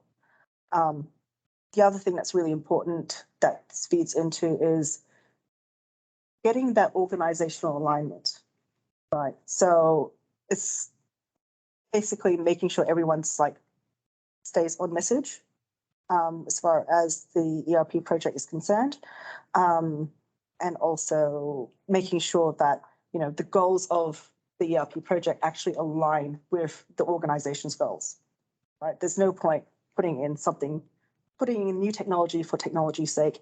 It actually needs to support what the business is trying to achieve. And of course, key stakeholders. Getting them on board early is going to help a whole lot in terms of driving that change and driving adoption. So this is one of those things where it's absolutely key, because if you have key stakeholders who are going, oh, I'm not so sure about that, that's going to make the job a lot harder in terms of eventually getting those end users on board and going, yep, we want to do this as well. Okay. So once we have laid down the organizational groundwork, next thing we generally do is, you can go off and start having a look at your processes and like Tim has spoken about in his journey, actually going through mapping things out, right? Mapping out, sitting down with those key stakeholders, mapping out the processes of the business. Now we've got they're going to be a lot of processes. A lot of them are going to be very vanilla, standard. So, you don't necessarily think about those too hard. But for those processes that might be a little bit more complex or unique to the business, probably want to have a think, spend a bit more time exploring, is this the most efficient way to do something? Could I do it, or, basically, is there a better way of performing this? Because just because it's something that you've been doing forever and a day, and your business might look at it and go, this is just how we do things. That might not be the best way of doing something. So it's always good this is really the opportunity to have a look at that process design as well. Does it make sense for us now? Might have made sense like 5 years ago, 10 years ago. Does it make sense for us now? Does it make sense for us going into the future? Right. And you might just find that little bit of improvement that will give you an edge. Right. So at this point, you're defining your business processes, what those pain points and strengths are. All right. So next up, focus on your most critical business requirements. So you go through this process, documenting all of your requirements. You're going to have a whole stack of requirements. No lies, loads, right? But in terms of, if you think about it, do all of these requirements that you have, or do all these processes that you have, are they of equal importance? The answer is no, right? So you've got some which are going to be really critical or really key to the business. So these might be something that give you a sort of competitive edge over your competitors. Okay, so Steve and I, having worked in ERP space, one of the things we've actually heard of, one of the things I've heard of a lot of is we're like everyone else. Our processes are like everyone else, so your outcome at the end, you might still get to the same goal at the end, but your journey to get there is going to vary slightly, or maybe vary a lot from someone else. And it's that kind of variation that gives, where you have different businesses basically having a different advantage, or so I think recognizing that, and also kind of making sure that you actually consider this when you're going to look at products and looking at, okay, does this product actually support these key requirements or key processes well? It's very important, because if they don't, then there's probably, well, let's put it this way, there could be some pain as a result of that, right? So this is something that you need to consider very carefully as part of this process of selecting a matching product. Okay.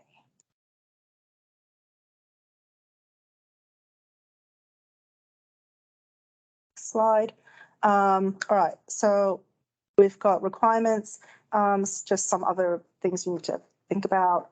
Making user experience a priority, right? So this is something, Steve stepped us through just how nice and quick and simple it is to actually drill down, find whatever you need in Business Central. So user experience, it's something that's frequently overlooked, right? People go, okay, I have this laundry list of requirements. I have these products, tick, tick, tick, tick, tick, right? So looks like a good match. But what about user experience? So it's that first impression of the product, I think, is really important for end user adoption, right? So if you've got a product which you put in front of someone, it's hard to use, it's not intuitive, it'll have a tendency to switch off. And that's basically going to, you're going to have dissatisfied users. You're going to have people who just don't want to use a system and just going to go and revert back to their Excel spreadsheets, which we're trying to avoid. Thank you very much. So yeah, please consider the user experience. And that's not just pretty screens, it's also, does the process flow well? Does it make sense? Right. Next up, we've got planning for the future. So when you're putting in a new ERP, you're not looking to put that in and use that for the next couple of years. Depending on where you look, average lifespan of ERP in a business is 5 years, can go up to 10 to 12 years, depending on what stats you're looking at. So this is something that you're going to be using for a while and can be quite an investment as well. Is it becoming stickier? As ERPs become more integrated into other apps and other parts of the business, does that 5 years over time, do you see that becoming longer? It's becoming less sticky. Does it? Yeah, so traditionally ERPs are monolithic. So you're going from the massive SAP implementations that were so expensive that your time for depreciation on those implementations was so long that you had to stick with them. Gotcha. And the mainframe install of them was so expensive. You're talking IBM AS400 sort of installs. That's why small businesses never had ERPs, because they were so expensive to install. Yeah. Now you're seeing the cost of acquisition of ERPs being much smaller. So it's becoming a much smaller time frame, and it's a much more agile process to change ERPs. In my opinion. Sorry. So the biggest cost in implementing an ERP system is not the tool, the investment in people and process. And I couldn't agree more about your comment around change management. For me, the hardest part is actually the change management. For sure. All right, so still on planning for the future. There's nothing, you don't really want a product that you put in and then you want to churn to something else, right? Because then you have to go through that whole process of managing change again. Let's avoid that if we can. So in terms of that product selection train of thought, considering, okay, how the ERP actually, its capabilities to scale and to pivot with your business, because let's face it, conditions will change. Your business today might not look like what your business looks like in 5 years, 2 years, 5 years, however many years. So having a product that actually allows that sort of flexibility is something that you need to consider as well. And aligning that product selection with what your strategic goals are over those different time periods into the future, that's important.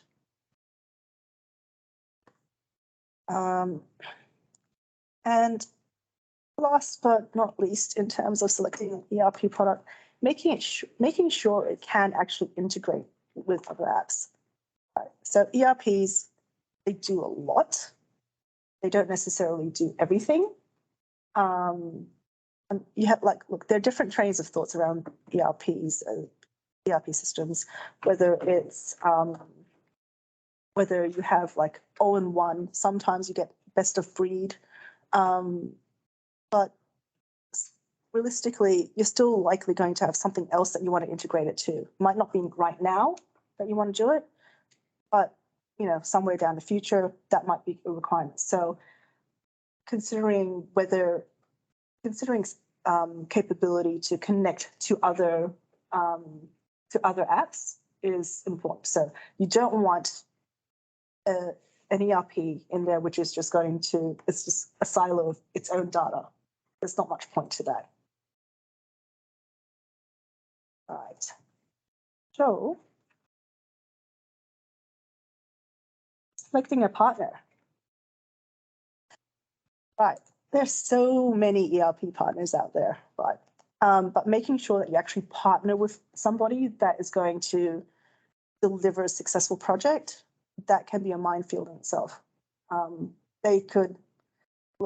are a lot of internal factors that you need to consider, which is partly what I spoke about in that product selection. But in terms of finding the right partner, they also that can also make or break your implementation, the project basically. So yes, first of all, considering the experience that the partner has. So every single partner, okay. I guess standard process for a lot of businesses out there who are seeking an ERP partner. Standard process is to basically go, okay, what case studies do you have? Do you have any reference sites? Basically, what are your credentials, right?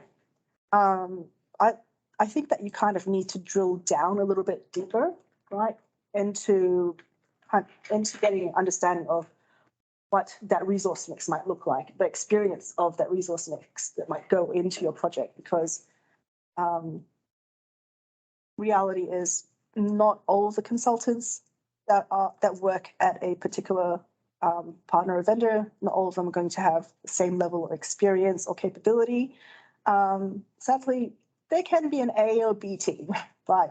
And having some idea of who's likely to be on board is important, and understanding what their abilities are, what their experience is, not just like number of years of experience or successful project delivery, their experience within the particular space vertical that you're in.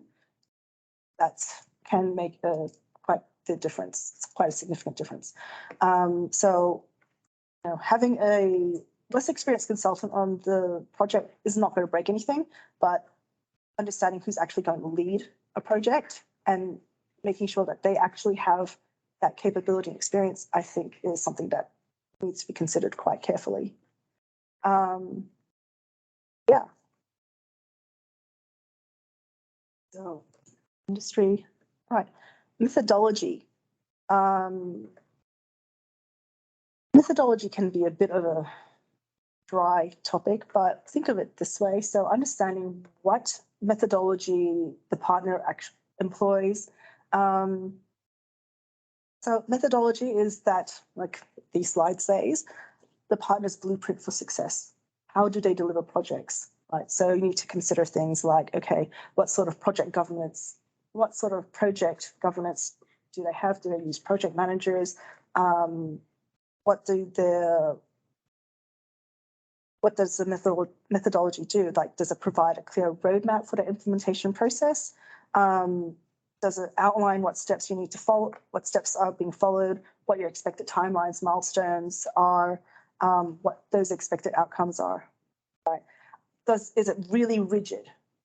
As in, these are all the checkpoints. We must meet them. These are all the requirements that we have. Once you've agreed to the scope, that's it, no change.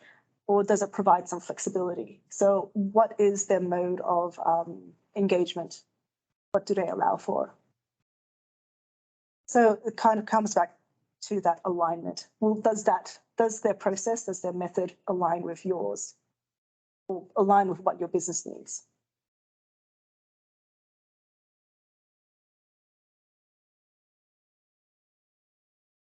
Okay, nearly there. Project management. Project management is an important one. So like I said before, around that project governance when selecting a partner, does the partner use project managers? Well, does a partner push project managers? I know that, look, I've seen a lot of clients in the SMB space, particularly, they'll look at a project manager and go, why, right? Well, the reason why is because vendor side project managers, they make sure that your project doesn't go off the rails for a start, making sure that you've got the right resources in there at the right time, making sure that those resources actually utilize properly, right? Utilize efficiently. Basically, they monitor the scope of the project, make sure that you avoid those budget overruns in time, because I don't know about you, you hear so many stories about how some ERP project has gone is late, has gone another year over or whatever. In SMB land, you don't really see that kind of scale, but you do see projects that will stretch out maybe a month, 2, 3, longer than expected. So this, and of course, with SMBs, that capability of actually absorbing that is limited as well compared to enterprise. So, project managers are a good thing. Of course, identifying risk and reporting them and actually putting in steps to deal with them, mitigate them when they happen. Relationship with the software vendor. So this can come in a number of different flavors. So looking at what kind of relationship they have, it might be a case where that relationship means that they have different levels, like the partner has a certain level of accreditation. So some kind of like stamp of, hey, you have this level of expertise with the product, right? Also, it could also translate into something like having an account manager, for instance, with the vendor. And that actually, unfortunately, sometimes translates into having better support if there are any issues with the product, right? So considering that, or understanding that's also important. And the last one, and absolutely my favorite, is having shared culture and values. So making sure that you actually have a partner that you align with in terms of your values. So what does that mean? So, or what would you look for there? So when you engage with that partner, what are they seeking to do with you? Are they seeking to build a relationship of trust with you? Are they seeking to actually go and really understand your business, what you're trying to achieve, right? So like Adam has alluded to, I've been consulting in the ERP space for much longer than you'd expect. Don't let the looks fool you. I'd say that in my experience, one of the most important skills any ERP consultant can have is the ability to listen. The ability to listen and the ability to understand, comprehend what you're actually trying to ask, well, what you're trying to achieve, right? And having that sort of understanding, of course, means that, hey, you're much more likely to actually get the outcome that you want, right? Or what you're looking for. And I think not just understanding, but also not just understanding those requirements or what you're trying to get, but also understanding what it means and what could potentially happen to your business if they don't get it right, right? So having that kind of empathy, I think, is important. And unfortunately, not everyone has it. So looking for a partner that basically looking for a partner that aligns with you and just gets it. And yeah, looking for someone who actually just wants to partner for a long term. They're not just going to put a system in, go, you're live, sweet, bye, right? Yeah, you're going to be on, when you go on a platform, you're going through a lot of change. It's not something you want to do every day, certainly. So you find somebody, find a partner who will make sure that who will go the extra mile to make sure it's delivered successfully, and that it's a product that's going to support that product. So it provides you that continuous ongoing value. Awesome. All right. Well, we've probably got maybe 10 minutes, 15 minutes for a Q&A. We've obviously got some amazing experts in the room. So who'd like to kick off and ask the first question? I'm assuming there's quite a few that would have come out of today's session. I'll jump in. There we go. Good. Very well done. I'm curious, Taylor and Steve, you guys get involved in the process a little bit earlier as well to sort of do that, pitch to clients and businesses around, why should I even put in an ERP? I see a lot of clients where they're still using Xero and MyOp with some plugins for inventory management, and that's really still way more common than I'd like to see. But I'm just curious to see, aside from automated workflows and central source of truth and integrated reporting and integration with CAD and all that sort of standard, advantages, what do you guys use to sort of get clients across the line in terms of moving them to an ERP or a more sophisticated ERP? You almost hit the nail on the head. Is that the lower tier products where they are really weak is in the business of inventory management. And it's one area where Business Central particularly excels. So, and it's time, timing's everything. So the client's got to be in a position, or prospective client's got to be in a position where one of their major pain points is, I don't know what my costs are. I don't know what's in my warehouse, right? Taking too long for stuff.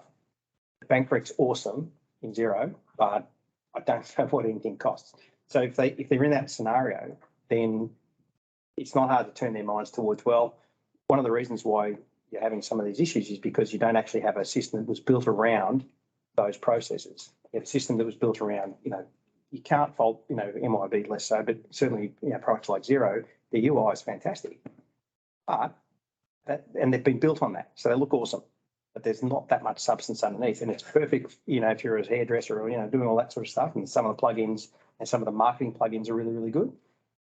But at the end of the day, for manufacturers, you're moving stuff, you're making stuff, right? And so when your business is built around that, and if you can't do that well and you can't do that effectively, it's costing you more. If it's costing you more, you're sub-optimizing your profit, and then, you can't then reinvest in new R&D, new machines and other things. So that's really what the conversation's about. It's like, well, those products will take you, an Access database will take you so far, but then you'll eventually get to the point saying, but we can't go any further with this. And if they're at that point, then that's one of the options that they can take it further to go, well, you need to get on a product that's actually got some serious inventory.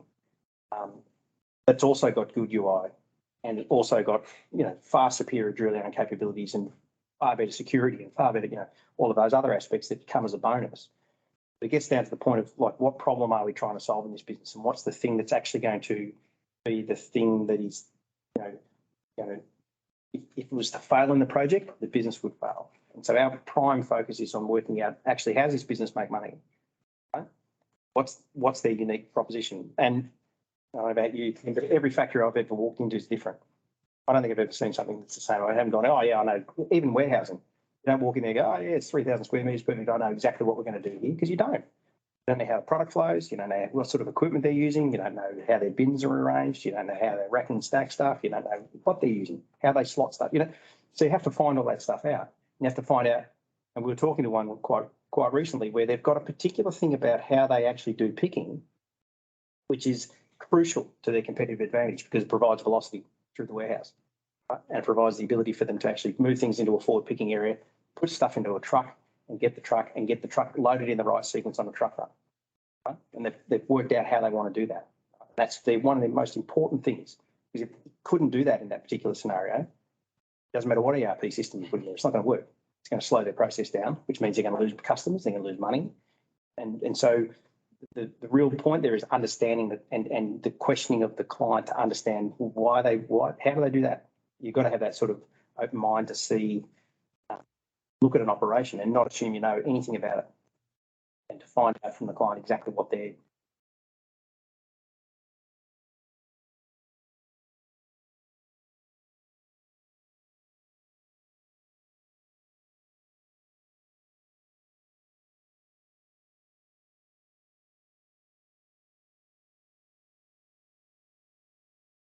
The way their system's working is horrendous. So how do so it's all around that, particularly for that small and mid-market thing, which you're often coming up against in the SMEs where they might have, oh, we've only got 7 users.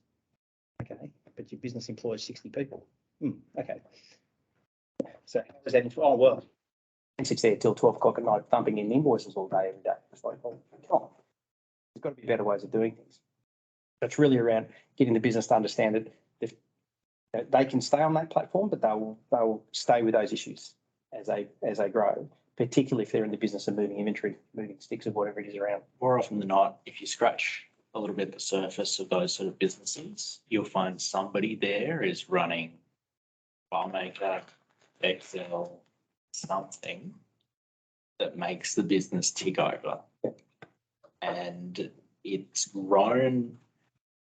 There'll always be businesses that can survive on Xero and MYOB to a certain size, and they'll be surviving with somebody making it bloody work, but through sheer willpower. And I remember, so previous to KPMG, I ran a MSP, and there was a business that was a shoe manufacturer. It's very similar. Had about 6 people working for them, but they distributed a number of shoes. Their main system was MIB. They then ran all of their inventory management on a FileMaker database. The problem with this was MIB was all on modern systems. They had to have an ancient system sitting in a back room running their FileMaker database, because the person who built their custom FileMaker database basically had gone the way of the ghost somewhere, and nobody had any idea how the hell they built it. And it was running all of their inventory. It's those sort of environments where it's really dangerous, because that all falls over or that system dies, and you've suddenly got to find somebody worth $1,000 an hour to pick apart this system for days on end to try to work out how it all works before you can even rebuild it, whilst everybody's got to scramble around trying to work out what the hell's going on. So in those sort of environments, for me, having the conversations with people about the risk is the easiest way to approach the transformation agenda.